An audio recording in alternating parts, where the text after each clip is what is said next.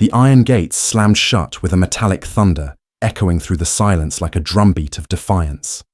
The cell was dim, its corners swallowed by shadows, yet all eyes seemed to converge on a single figure standing tall within its confines. Imran Khan, unbent by the weight of confinement, let his words pierce the air like arrows.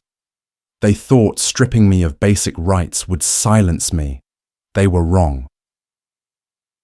In that moment, silence gave way to a frenzy. The world outside those prison walls was jolted awake. Supporters huddled around television sets and phones, their eyes widening, their breaths catching, as the breaking headline flashed in bold red. Imran Khan seeks cases against Maryam Nawaz, others for denying jail facilities. It wasn't merely an announcement. It was a declaration of battle, a shot across the bow of Pakistan's most entrenched dynasty. On the streets of Lahore and Karachi, whispers became roars. A mother clutching her child muttered prayers, tears shining as she repeated his words. In drawing rooms, critics scoffed, their disbelief dripping with condescension. He dares accuse Maryam. He dares confront power like this. Yet beneath their dismissive tone lingered unease, for they knew that every sentence spoken from behind those bars carried more weight than speeches delivered under chandeliers. The villain's shadow loomed large.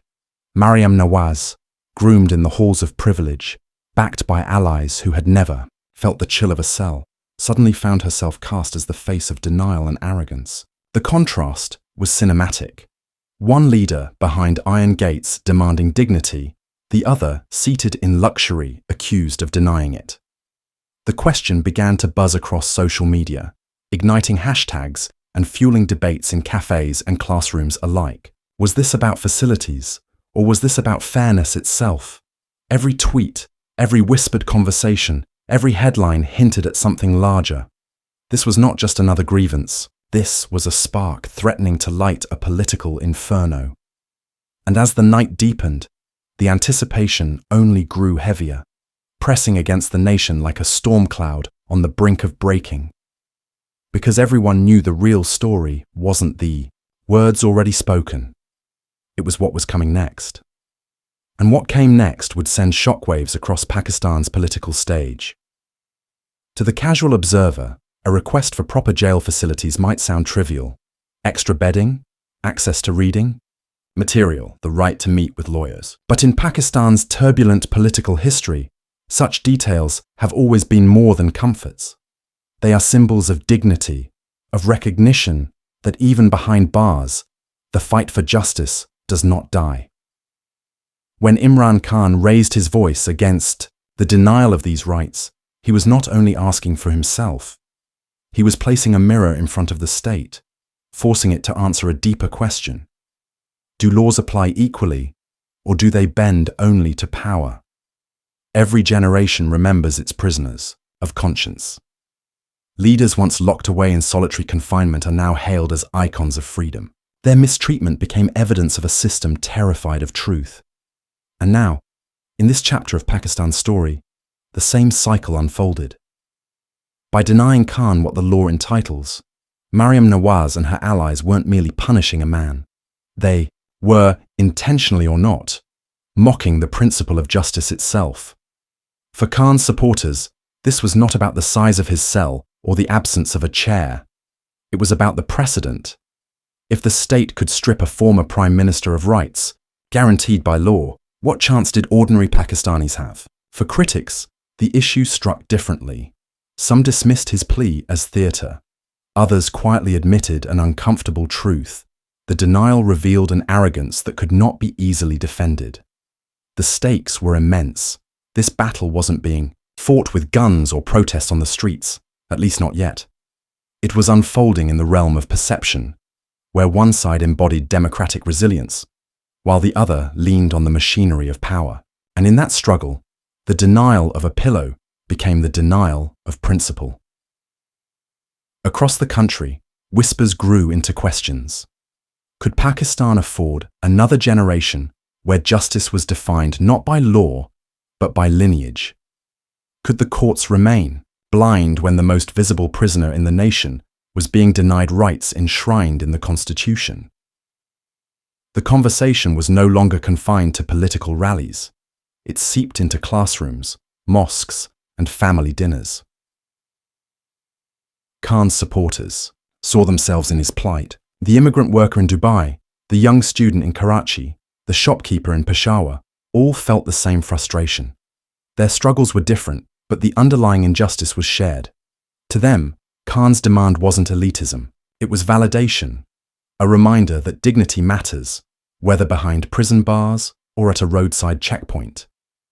And yet, hovering above this narrative was the cold smile of privilege. Maryam Nawaz, descending polished stairs into flashing cameras, symbolized a dynasty untouched by such indignities. To her critics, she became the villain not because of her words, but because of what her silence condoned. The storm was building.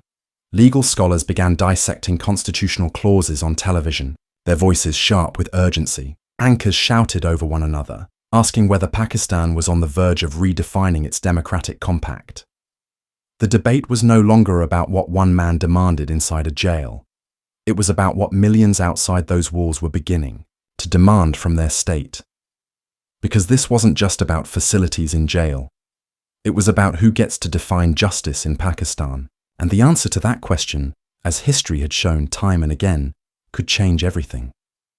For decades, the Nawaz family has walked through the corridors of power with the certainty of ownership. From the lavish palaces of Raiwind to the marble-floored government halls of Islamabad, their story has been written in the ink of privilege. Maryam Nawaz, the political heir, was raised not merely as a daughter, but as an inheritor of dynasty.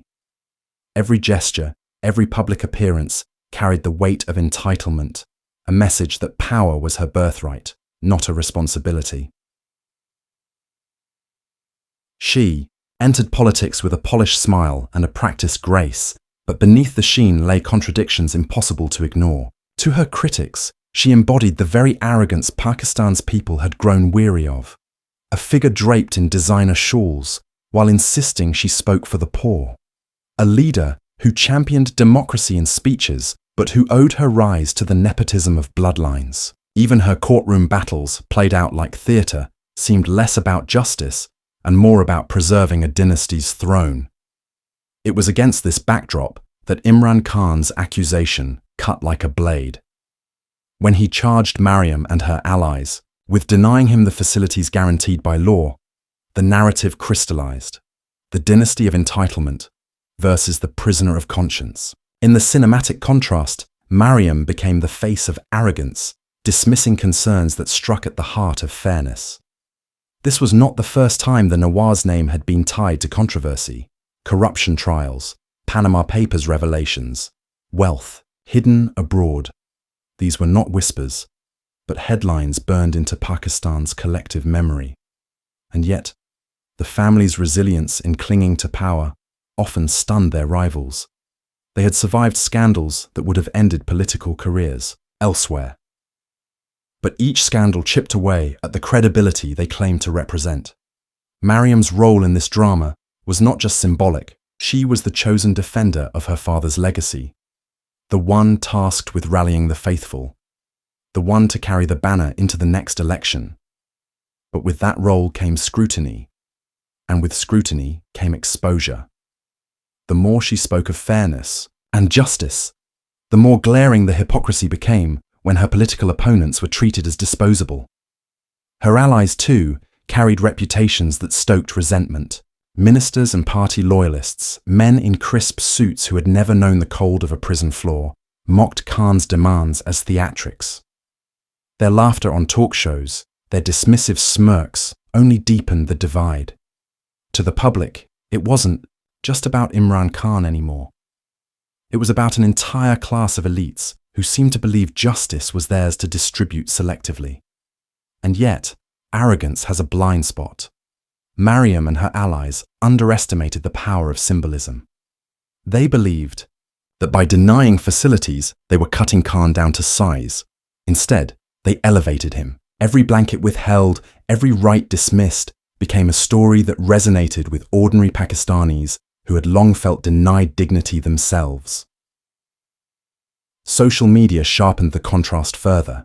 Images of Maryam in lavish settings were juxtaposed, with grainy sketches of Khan's prison cell. Hashtags turned into rallying cries. Memes mocked her indifference, portraying her as the villain who sneered while justice was strangled. What her camp dismissed as minor became magnified in the collective imagination of a restless nation. Critics of the Nawaz family had warned for years that dynastic politics was a poison in Pakistan's veins. Now, in this moment, those warnings seemed prophetic. The daughter of privilege had become the foil to a man whose confinement transformed him into a symbol of struggle. Every denial of rights exposed the dynasty not as guardians of democracy, but as gatekeepers of entitlement.